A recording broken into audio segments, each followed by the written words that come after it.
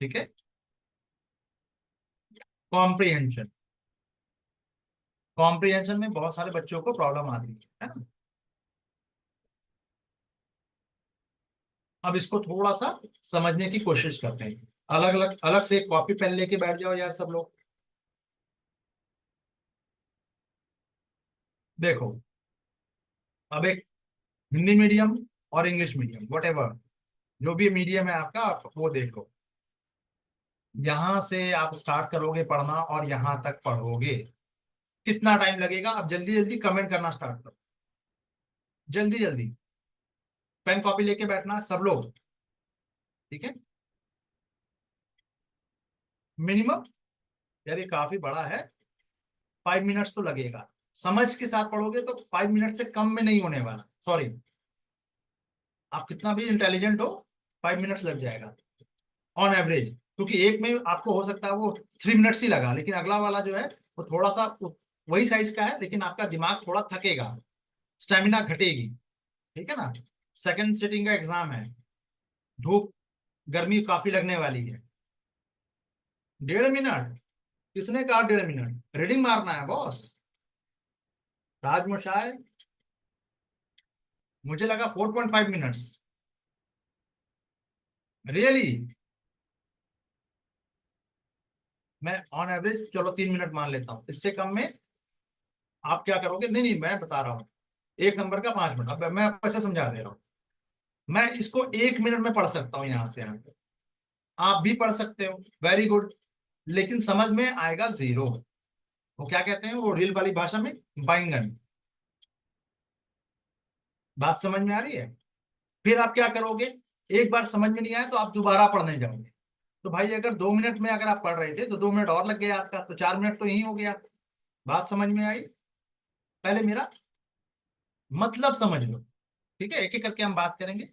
और गाइडेंस थोड़ा सा गुलाबशाल भी देगी, थोड़ा सा मिसबा जी देंगे, थोड़ा राज भी देगा, है ना?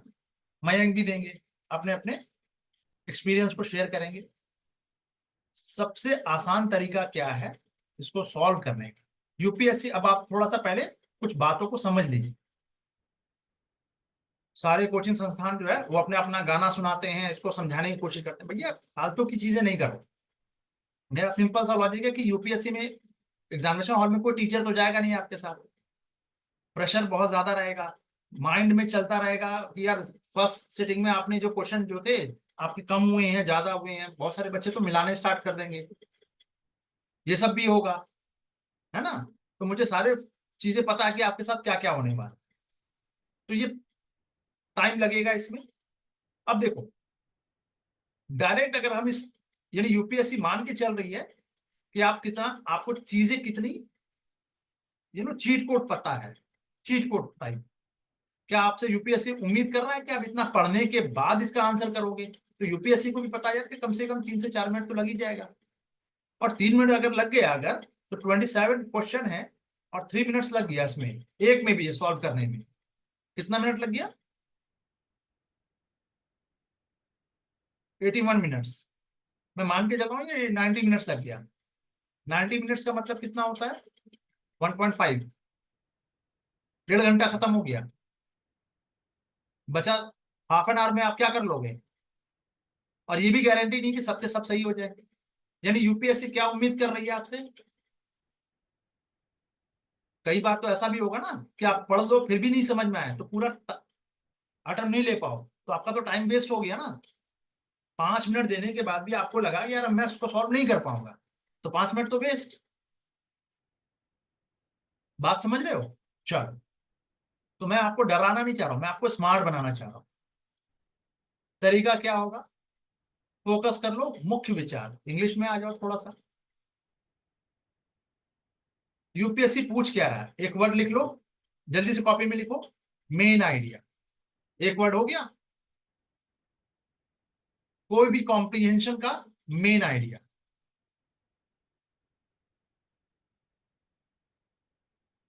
हमेशा पॉजिटिव,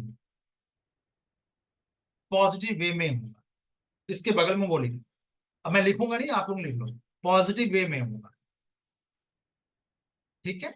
अभी मैं आंसर पे बात नहीं कर रहा हूं, ठीक है, तो आप उस पर मत जाना। ठीक है, अब आ जाओ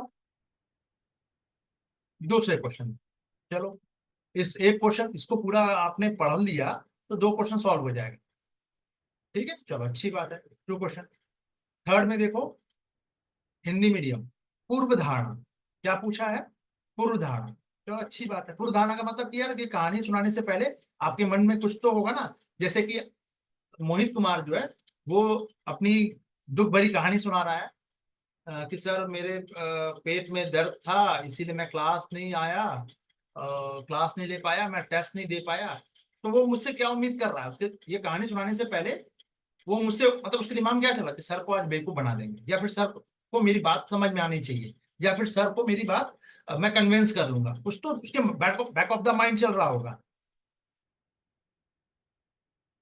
है ना? कोई तो कहानी चल रही होगी। ठीक है, उस पे आते हैं। अजम्पशन।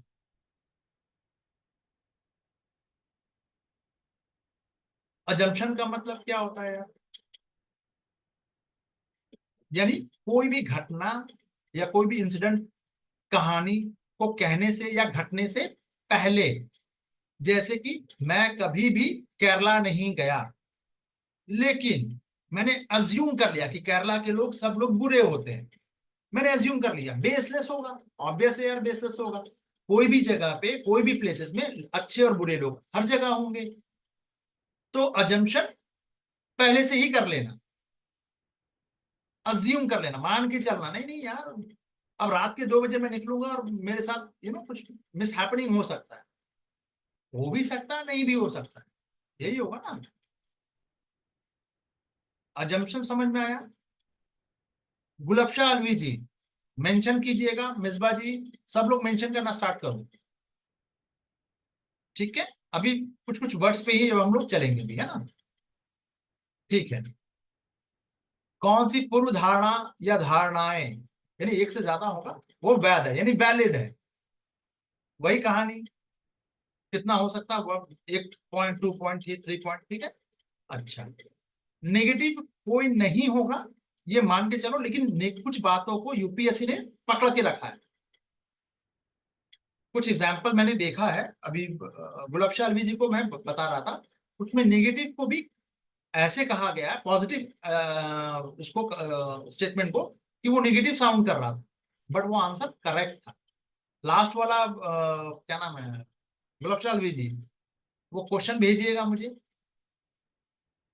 जो अभी आपने मुझे संडे को दिखाया था। ठीक है, अभी बताऊंगा। देखो, पूर्व धारणा, फिर से वही पूर्व धारणा, तो अगर आपको ये पता है तो इजीली आप आंसर कर पाओगे। ठीक है, चलो। तो आप कहोगे सर ये तो पहले भी बता दिया आपने, अब क्यों बता रहे हो नया, फिर क्या है? हाँ, अभी नया बताऊंगा ना क्या करना है।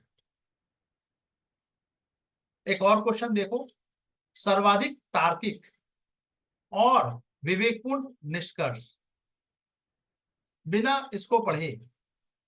अभी इसका एग्जाम्पल जो है वो गुलबशा अलवी दे जी जो है वो अपना कमेंट करके देंगी, और मिसबा जी, ये दो लोग मेरे सुपरविजन में मुझे डेली बेसिस पे दिखाते हैं जो मैंने इनको तरीका बताया है। तो वो लोग कमेंट करके बताइएगा, और बाकी लोग उनके कमेंट को देखिएगा कि कितने क्वेश्चन सही हो रहे हैं। अब उनके पहले कितने होते थे और अब कितने हो रहे हैं। अब 2-3 क्वेश्चन गलत हो रहे हैं, और वो 2-3 क्वेश्चन भी गलत इसलिए हो रहे हैं कि अभी अंडरस्टैंडिंग पूरी तरह से डेवलप नहीं हुई है। बट तरीका यही है, सिंपल सा तरीका है कि बिना इसको पढ़े हमें करना है। ठीक है, ये हो पा रहा है गुलाब शर्मा जी एंड मिसबा जी? चलिए, अब देखते हैं सर्वाधिक तर्कसंगत और विवेकपूर्ण निष्कर्ष, यानी कि मोस्ट लॉजिकल। मोस्ट लिख दिया यहाँ पे, यानी हो सकता है एक से ज्यादा लॉजिकल बातें हों इसमें, बट आपको अप्रोप्रिएट ढूंढना है। And rational interference. अब इसका क्या मतलब हुआ यार? मोस्ट लॉजिकल मतलब तर्कपूर्ण तो होना चाहिए, तर्कपूर्ण होना चाहिए। जैसे कि अभी फॉर द टाइम बीइंग के लिए मैं एक छोटा सा तुरंत माइंड में आपका क्लिक करने वाला एग्जांपल दे रहा हूं। वक्फ, ये दोनों कुछ बच्चों ने मुझसे ये टॉपिक डिस्कस किया था। ठीक है, बहुत अच्छी बात है। मैं कहता हूं एक 1.2.3, मुझे बताओ इसके नेगेटिव एस्पेक्ट। नेगेटिव जो मास लेवल को, मुस्लिम कम्युनिटी के मास लेवल को नेगेटिव रूप से इंपैक्ट करेगा। 1.2.3 आप गिनाओ और बात खत्म। अज्यूम नहीं करना कि नहीं बीजेपी गवर्नमेंट सारा जमीन मस्जिद मॉस्क सब छीन लेगी। ये ये तो ये तो आपका अजम्पशन हो गया ना बॉस। फ्यूचर में फैक्ट पे बात करो, फैक्ट फैक्ट फैक्ट। आपको डर लगता है वो एक अलग चीज होगा, ऐसा हो जाएगा वैसा हो जाएगा, उसको छोड़ के बात करो, लॉजिकल बात करो। यानी शेर आएगा तो मुझे खा ही जाएगा, पर शेर तो पिंजरे के अंदर है ना। तो शेर को पिंजरे के अंदर से आप जू में देख सकते हो ना। बात समझ में आ रही है? तो अजम्पशन क्या हो गया? तो 90% जनता को जो मिसगाइड किया जाता है वो अजम्पशन पे कि अरे मोदी गवर्नमेंट आ गई ना 2014 में, अब तो सारे मुसलमान जो है, मुस्लिम जो है, वो पाकिस्तान और बांग्लादेश भेज दिए जाएंगे। Very good. कितने गए? नहीं, मैं यहाँ पे कोई बीजेपी का स्पोक पर्सन नहीं हूं। मैं एक बात कह रहा हूँ, कोई भी गवर्नमेंट आएगी, मैं कह रहा हूँ बीजेपी छोड़ो, ममता दीदी भी आ जाए तो भी ऐसा नहीं हो सकता। भाई उसके लिए सुप्रीम कोर्ट बैठा है ना। तो अपना ब्रेन लगाओ ना। वो हमारे यहाँ पे कहावत है कि कौवा कान लेके गया तो किसको देखोगे? कौवे के पीछे भागोगे या कान को देख चेक करोगे? मोहित कुमार कौवे के पीछे भागे। वेरी गुड, है ना? सुबह राज, समझ में आ रही चीजें? तो कोई भी चीज को आप रैशनल फॉर्म में देखोगे। ठीक है। पूर्व धारणा फिर से आ गया वही चीज। ठीक है। देखो यहाँ पे आपको फिर से अजम्पशन पूछा गया है। ठीक है। इसी तरह से बेस, क्वेश्चन का बेस क्या है वो सब देख लो आप। और करने का तरीका, इसको सॉल्व करने का तरीका क्या होगा, ये देखो ये आया एक, है ना? फिर से वही आया, सर्वाधिक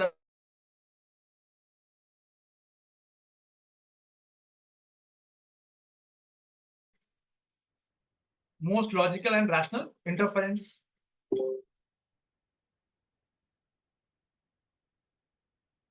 सेम वही चीज है देखो। कुछ और नया इसमें मिल रहा है क्या? पूर्व धारणा ही मिल रही है। ठीक है, प्री अजम्पशन ही मिल रहा है। और कहीं कुछ? हाँ, सब में 2019 में यही है। 20 में हम देख लेंगे थोड़ा सा, कुछ और भी है इसमें। अब इसका तरीका करने का क्या है वो बता दे। कहाँ गया?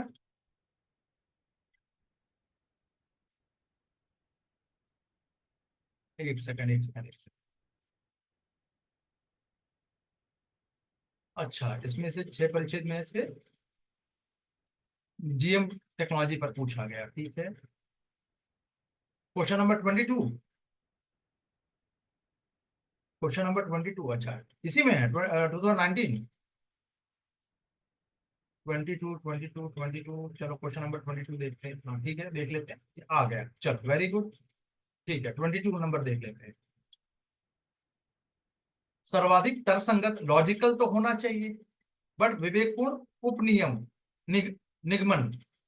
विवेकपूर्ण उपनिगमन, जब तक आप ये नहीं समझोगे इसका मतलब क्या है, जल्दी से बताओ। गुलाबशान जी, इसका क्या नियम मैंने बताया था, इसका मतलब क्या है? Most logical and rational कोलोनरी।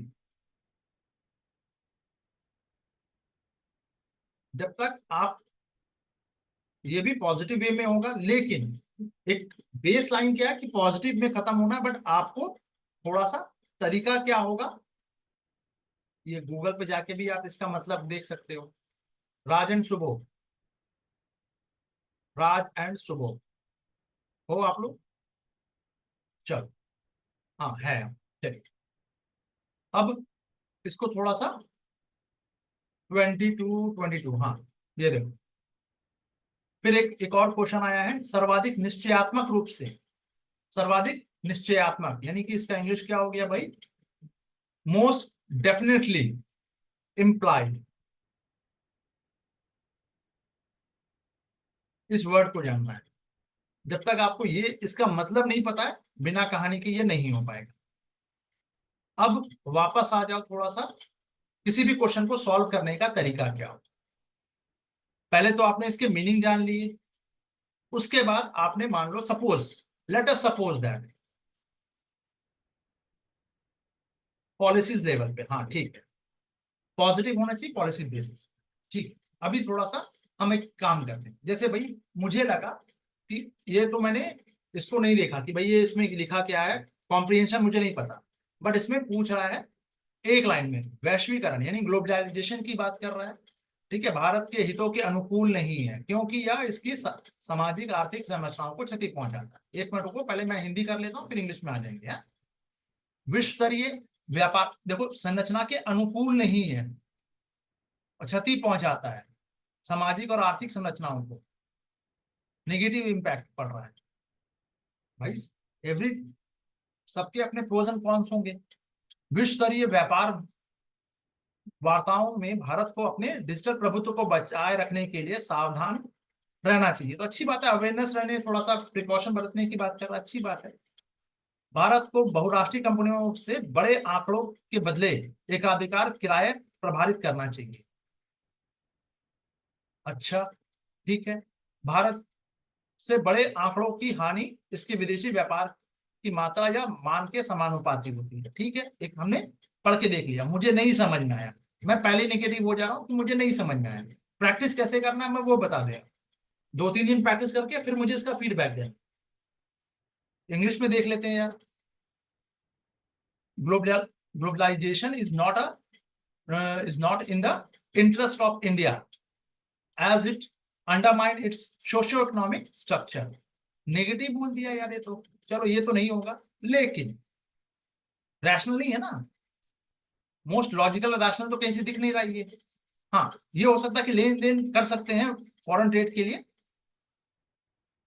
India should charge monopoly rent for multinational companies in exchange for big data, ये किया जा सकता है। ठीक है, चलो ये भी हो सकता है। India should be careful to protect its digital sovereignty in global trade talk, बिल्कुल ये भी हो सकता है।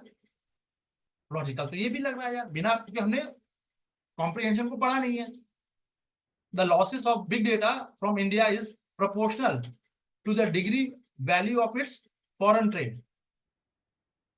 अपने लॉस के लिए हम किसी और को ये कर सकते हैं कि बहुत एक लॉजिकल, तो भी हमारी कंट्री, अगर हम मल्टीनेशनल कंपनी को ऐसा करेंगे तो हमारी जो कंट्री है, जो इंडिया बेस्ड कंट्री है, कंपनीज है, वो फॉरेन में जाएगी तो वहां भी तो कुछ होगा, वहां पे वो भी अपना ट्रेड अपना वो लगा देंगे फिर, तब मत रोना।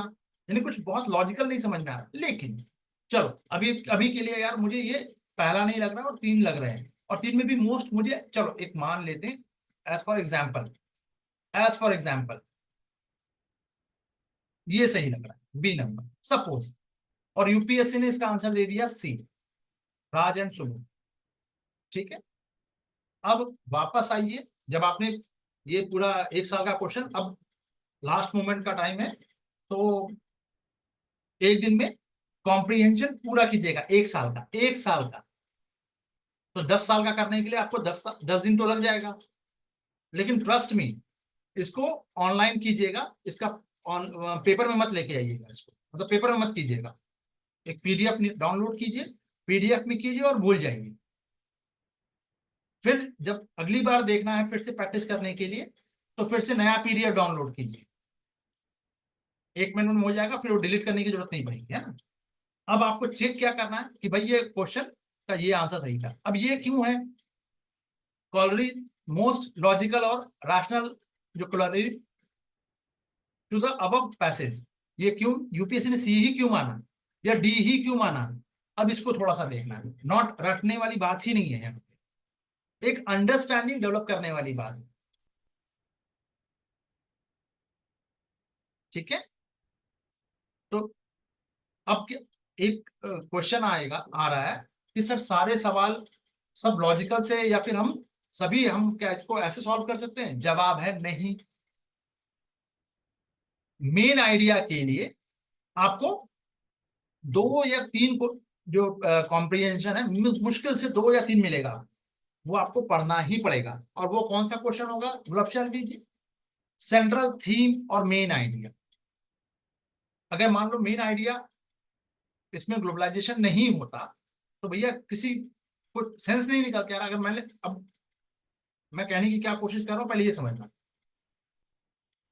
अब मेन आइडिया पूछ लिया इसी क्वेश्चन में, मेन मेन थीम, तो क्या बिना पढ़े कर लोगे? ट्रस्ट कर लोगे बिना पढ़े? नहीं हो सकता। तो कुछ 2 या 3 क्वेश्चन आपको कॉम्प्रिहेंशन जो है वो पढ़ना ही पड़ेगा। तो वो कौन सा होगा वो देख लो। सारे नहीं करने होंगे तो 2-3 को पढ़ सकते हैं आप।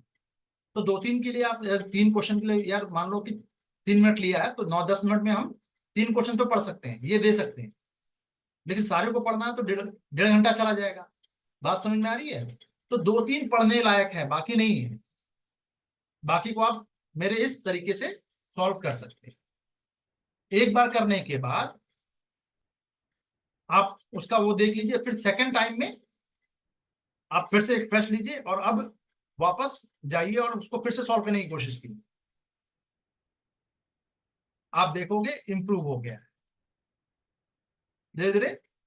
आपका जो लॉजिकल जो यूपीएससी के अकॉर्डिंग इसका दूसरा कोई रॉकेट साइंस मतलब कोई और तरीका है ही नहीं सॉल्व करने का। ठीक है, ये हो गया। और वैसे मैंने आपको वो जो कुछ वर्ड्स बता रखे थे स्विच वर्ड, उसको ध्यान में रखिएगा। अच्छा, अब आते हैं थर्ड स्टेज में कि जिन लोगों ने इस तरह से प्रैक्टिस कर रखी है पहले ही, अब उनको मैंने कहा था यार कि थोड़ा सा आपको थोड़ा सा और ज्यादा फेमिलियर होने की जरूरत है।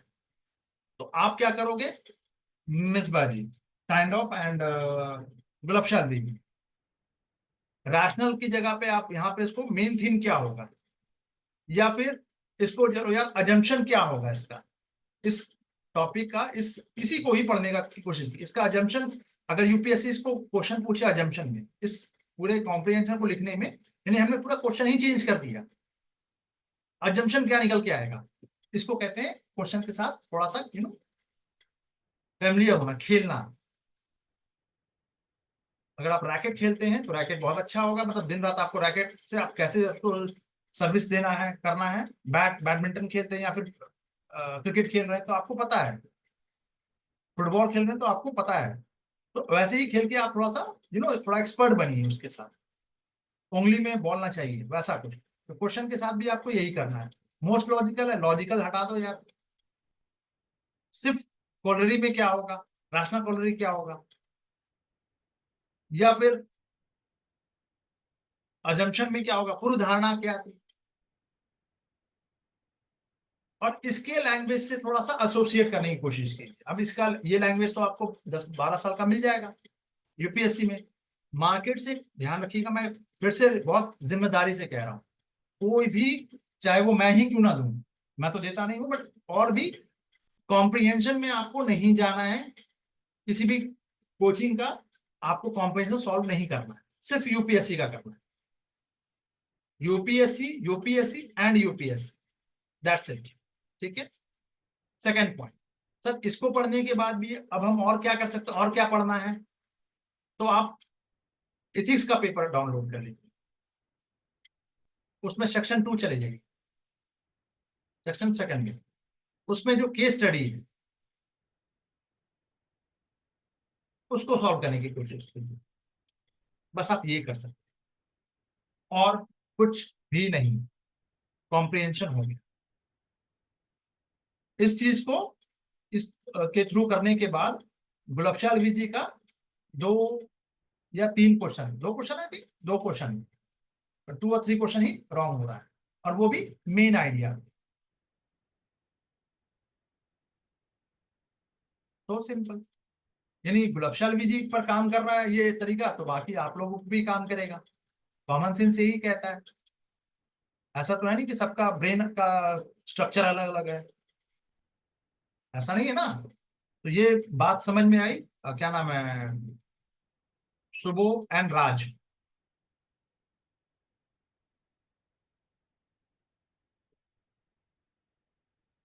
जल्दी से मुझे कमेंट करके भी बताइए। हाँ,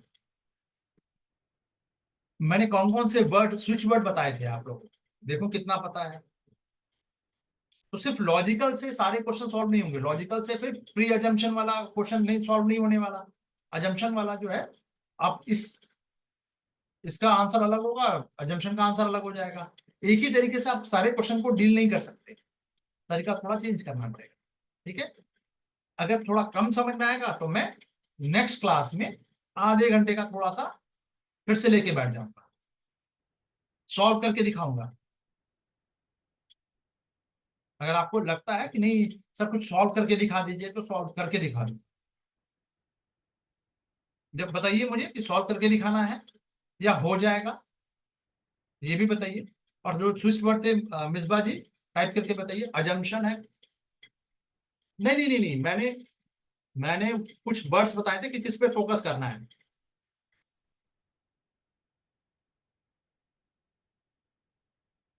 वीडियो में भी पढ़ा होगा, पुराने वीडियोस में, पिछले साल वाले में भी।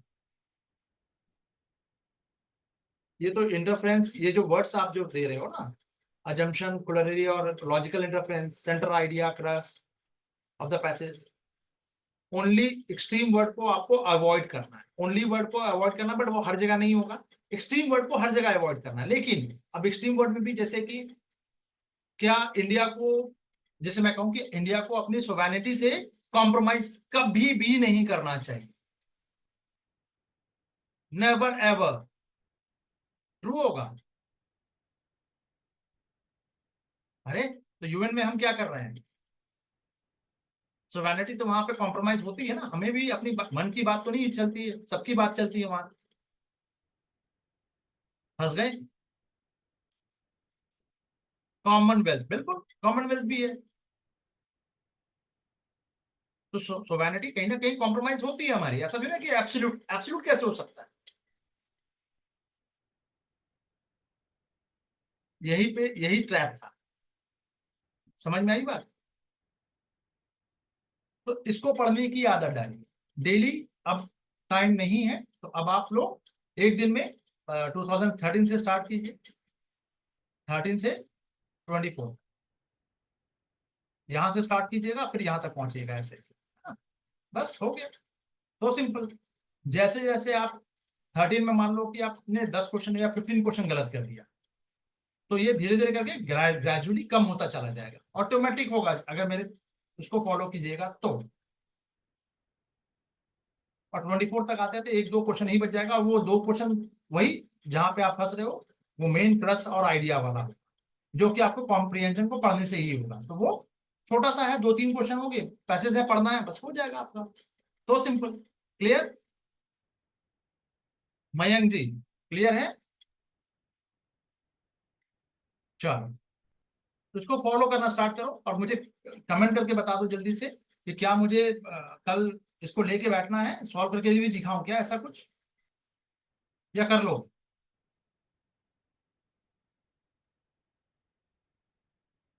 नहीं, मैं इसके लिए कोई चार्ज नहीं कर रहा हूँ। ठीक है, वो इसलिए कर रहा हूँ कि आपका प्री पहले क्वालिफाई हो जाए। पहले प्री होगा तभी तो मेंस दोगे ना बॉस। रियल मेहनत तो वहां है ना, ये तो क्वालिफाई है। ठीक। तो कल हम कुछ सॉल्व करके दिखाएंगे आप।